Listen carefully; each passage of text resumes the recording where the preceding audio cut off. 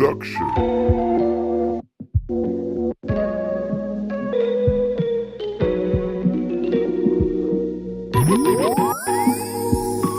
Hey y'all, so me and baby P are coming to you today with a couple things.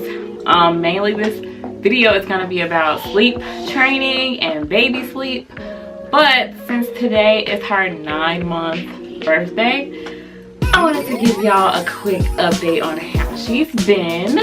So baby P goes to the doctor this Friday, so in a couple days, for her 9-month checkup, and I'm assuming that he's gonna tell us that she's like 21 or 22 pounds. I stepped on the scale with her like 2 or 3 weeks ago and she was 20 pounds, so I know she's probably maybe gained a pound or two, since now she's pretty much out of 9-month clothes. Like this outfit that she has on today is a 9-month, and I mean it fits okay.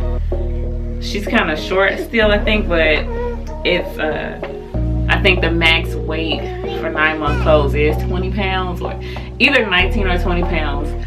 So she's gonna be in 12-month clothes soon. As far as her height, I'm hoping that she has gotten taller. I think that's the thing that hasn't been growing as fast on her. She's short and chubby. But yeah, she's been wearing a 9-month clothes since probably the end of September. So it's about time to get a new size. As you can see, she has 2 teeth. You gonna see? You gonna show them?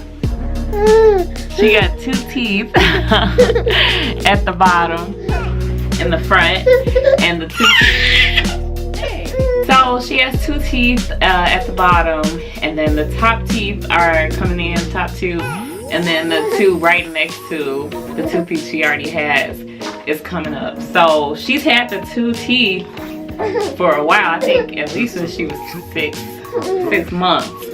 So yeah, her teeth are coming in. Yeah, she's bitten me during breastfeeding. Oh, we're still breastfeeding, and she's bitten me a few times with her new teeth. But not lately. I kind of know the signs. Like if she's not super hungry and she's kind of being playful, she's gonna bite. So yes, we're still breastfeeding.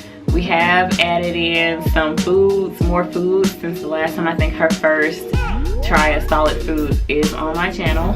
And since then, we've tried a couple of different vegetables, fruits. Right now, she likes the vegetables and the fruits kind of mixed together, so I'll get some peas and applesauce in a spoon and give it to her. She's taking solids 3 times a day now, and her poop is solid as well. She started crawling at around 7 months old, and now she's like a speed demon when it comes to crawling. So now that we have done our 9-month update of baby P, I want to talk to you about bed sharing, breastfeeding, and baby sleeping, and how all 3 of those things have affected each other in our lives. So I've been bed sharing with this little lady since the first week that we brought her home from the hospital.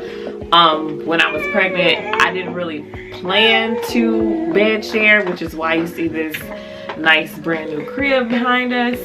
I definitely planned on her sleeping in the nursery in her crib, which is connected to our room.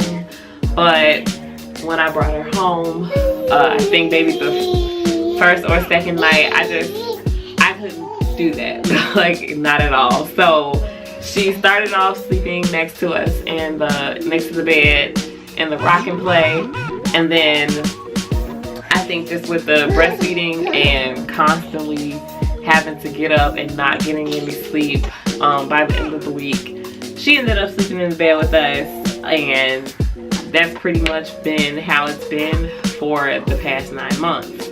I think it's probably mainly because of breastfeeding. It just makes it easier to be able to roll over and just pop a boob in her mouth and then go back to sleep, instead of, you know, getting up, going to a whole different room, getting her out of the bed, feeding her, and then putting her back in the bed, and then getting in bed myself, and then trying to wake up in 2 hours and do that all over again. Like, it wasn't gonna work. So we've been doing that, and we are still breastfeeding. Even though she is eating 3 meals a day, she still nurses a lot.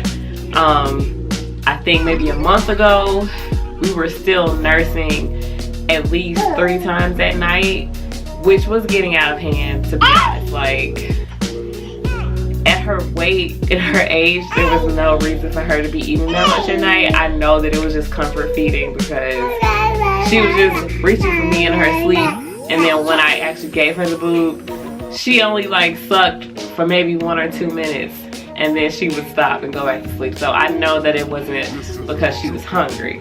So now, girl, where are you going? Now we're at the point where we're only doing 1 time a night, and it took me about 2, maybe 2.5 weeks to really get her to do that consistently. What I do now is I give her a warm bottle at about 9 to 9:15 at night, and I put 2 tablespoons of rice cereal in the bottle, and that helps her to stay asleep. So with that, she'll stay asleep from maybe 9:30 to 1, and then at 1 she usually wakes all the way up and cries a little bit, so I know she's actually hungry, and then I'll give her the boob, and then with that she'll sleep usually until 5 or until my alarm goes off. Sometimes she will wake up at 3 and be fussy, and depending on how tired I am, like, I'll just keep giving her the pacifier, or I'll just feed her again. But usually that's what I have to do. Like, the first week or the first couple nights in that first week, like every 2 hours she was waking up trying to breastfeed, and so I had to just keep giving her the pacifier. And eventually, like, now she doesn't really wake up, so it is a lot better. After we get her down to 0 feedings a night, I do want to try to get her to sleep in the crib. Now, I do actually like bed sharing, especially when I read things about how it's so beneficial for the mother and child bond, how it's good for your baby emotionally and physically. There's so many benefits to it. I do really like that part, but then part of it is just like, you know, I want my own bed. My bed is not big. You know, with me, her, and my husband in a queen size bed, it can get crowded. Like, I've woken up and seen him sleeping with a leg and an arm hanging off the bed, and it's sad. So, I mean, eventually I do want to get there, but I don't know how possible it is with me still breastfeeding the way that I am. At this point, I think I might do this for another week and then see if we can get it down to 0 feedings a night. Maybe. Wish me luck. And then after that, I think we're going to talk about what we're going to do as far as the bed sharing. Like, are we really going to kick her out of the bed before she turns 1? Are we going to let her wean herself? I don't know. I saw a very interesting video on Facebook about how cribs reinforce the, I think, was it school to prison pipeline, because it looks like a jail cell, and then it's against our nature as mothers. And I thought that was interesting, and it definitely made me feel bad for wanting to put her in a crib. But at the same time, you know, to each his own. So I wonder how putting her in the crib will affect us. I wonder if I would have put her in a crib from birth, would we have a different bond than we have now? But for right now, that's where we're at, and it's going pretty okay this week. I'm more rested. I'm not a crazy, angry, sleepy person, and so I'm happy. And so is the baby. And she's trying to eat my clothes. But anyway, that's our video. Thank you for watching. Say bye to YouTube. Say bye. Bye bye. You gonna wave? Say bye bye. Bye bye bye.